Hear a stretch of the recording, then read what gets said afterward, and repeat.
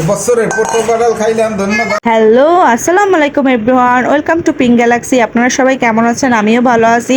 তো এবছরের প্রথম কাঁঠাল আমার হাজব্যান্ড একজনকে অনেক সুন্দর ধন্যবাদ দিচ্ছে, কারণ সে জানেন কে? আমার ছোট ভাই। কারণ আমার ছোট ভাই দেশ থেকে আমার জন্য একটা বড় কাঁঠাল নিয়ে আসছে। আমাদের বাড়ি বরিশাল, তো বরিশাল থেকে আসছে আমার জন্য কাঁঠাল নিয়ে। তো আমার হাজব্যান্ড তো খুবই খুশি। সে হাতে সরিষার তেল মেখে সুন্দর কাঁঠাল ভেঙে উঠানো শুরু করলো এবং আমরা পাশে বসে খাচ্ছিলাম।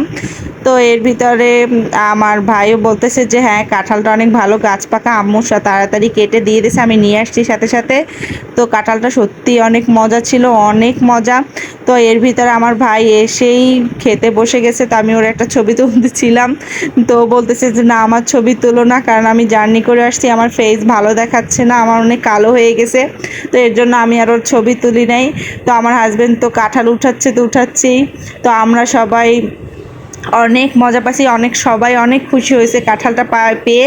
তো আমি আমার আম্মুকে বলতে চাই অনেক ধন্যবাদ, এত মজার আর এত সুন্দর একটা কাঁঠাল আমাদের জন্য পাঠানোর জন্য।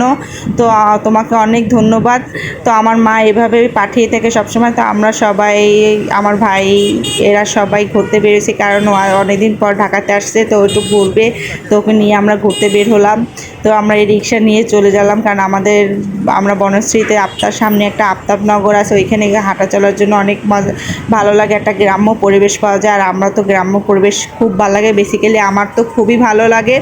তো আমি তো এই রিক্সা চলে আসলাম রাস্তার মানে আফতাবনগরের ওইখানে। তো আমরা এই তো রিক্সা থেকে নামলাম।